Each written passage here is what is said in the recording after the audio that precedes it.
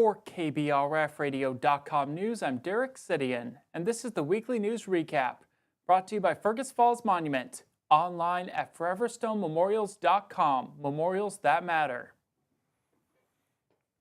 A semi-driver is hurt after high winds led to a crash near New York Mills Thursday.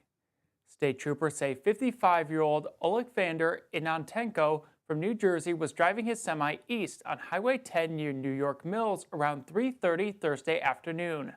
High winds from Thursday's storm caused the semi to come off the road and roll into the median. Inantenko was transported to Astoria Hospital for treatment of minor injuries. A pickup and two ATVs are being called a total loss from a fire of unknown origin in rural New York Mills. At around 11 Wednesday night, Ottertail County Dispatch received a report of a vehicle fire in Butler Township, north of New York Mills. Ottertail County deputies, along with members of the New York Mills and Wolf Lake Fire Departments, responded to the scene, discovering the vehicles fully engulfed in flames. Deputies say all three vehicles appear to be a total loss and caused damage to a nearby garage. No injuries were reported from the fire. The sheriff's office is investigating. The Fergus Falls Fire Department is reminding people of the dangers of cooking fires after an apartment building near the Riverside Waterfowl Sanctuary caught fire on Sunday afternoon. According to Training and Safety Division Chief Dan Lipson, firefighters were called to a report of a structure fire caused by a cooking fire on East Cavour Avenue at around 1:46. Upon arrival, responders saw smoke coming from the unit involved. Lipson says that due to the quick action of another tenant who used a fire extinguisher on the fire, damage was confined to the one apartment unit. EMS provided on-scene evaluation of the tenants, but there was no need for transportation or further care. Lipson says the damage is estimated to cost $20,000 and the affected unit cannot be occupied.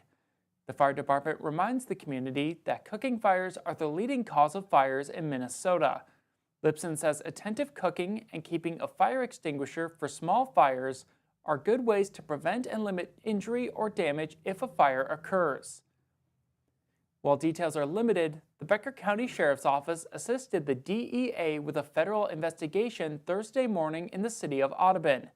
The Sheriff's Office said in a statement that the area is secure and there is no perceived threat to the public stemming from this event. Further information will be released at a later date. A woman has been charged for driving high while on drugs with her adolescent son in the car. State troopers say that 30-year-old Megan Kelly Thorson of Grand Forks was heading east on I-94 near Fergus Falls Saturday afternoon when her vehicle was seen repeatedly crossing over the center and fog lines. The trooper on scene pulled the vehicle over and found Thorson with her young son in the passenger seat. When asked why she was all over the road, Thorson told the trooper that she had been driving for a while, but the trooper noticed signs of drug intoxication. The trooper searched the vehicle and found 4 grams of a white substance that tested positive for fentanyl and a hypodermic needle. Thorson was arrested and has been charged with 5th-degree drug possession and 3rd-degree DWI. A Perham man has been charged with possessing child pornography. 41-year-old Zachary Michael Nash has been accused of being in possession of multiple files containing depictions of underage girls in a sexually explicit manner. According to court documents, the Ottertail County Sheriff's Office received tips from the National Center for Missing and Exploited Youth in December 2022, saying that the organization flagged multiple images downloaded by a phone under Nash's name containing child porn. Prosecutors say that in May of 2023, a search warrant was executed at Nash's residence. Across multiple devices in the home, 17 files met the criteria for child porn. Now, 2 years later, Nash has been charged with 6 counts of possessing child pornography and made his first court appearance on Monday. A Perham woman has been sentenced to pay almost $8,000 in restitution after failing to update her income while receiving medical assistance.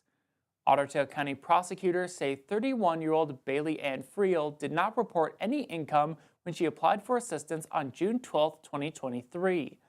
Over a year later, on June 26, 2024, county investigators received a fraud referral saying that Friel's income had changed, but she had not reported it. The investigators sent out employment verification requests and learned that over the course of the year, Friel had been employed by 3 different companies and had current employment.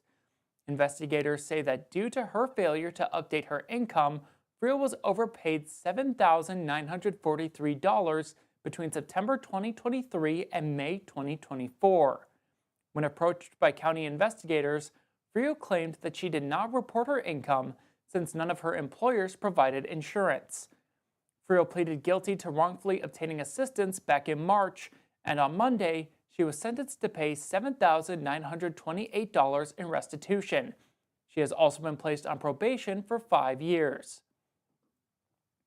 The board of a Center for the Arts in Fergus Falls introduced its new executive director as he began work on Monday. Michael Ranch brings with him decades of arts and community theater experience, having served most recently at Viterbo University in Wisconsin as its Director of University Relations and Director of the Fine Arts Center.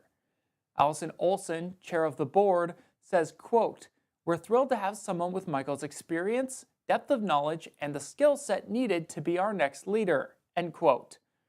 Ranch succeeds Michael Burgraff, who is retiring June 1st. Olson says the two Michaels will overlap for a few weeks, allowing Burgraff to introduce Ranch to the community and bring him up to speed on grants, programs, and other details. After a year of construction, the Fergus Falls Aquatic Center is set to open on June 2nd. Before the grand opening, there will be an open house event from 4 to 6 on May 29th. Fergus Falls Mayor Anthony Hicks says that during the event, people will get to see what it looks like inside, and there will also be the opportunity for people to buy season passes. On June 2nd, the ribbon cutting will be held at 11:45 with the pool opening at noon. Mayor Hicks says that entry to the pool on that first day will be free. He jokingly adds, "I'm not personally, a fish. I'm not a person that likes to spend a lot of time in the water, so don't expect to see the mayor plunging in there."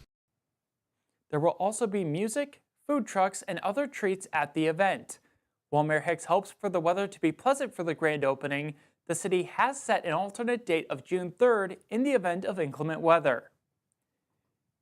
This has been the Weekly News Recap, brought to you by Fergus Falls Monument, online at foreverstonememorials.com, memorials that matter. For KBRFradio.com News, I'm Derek Sidian.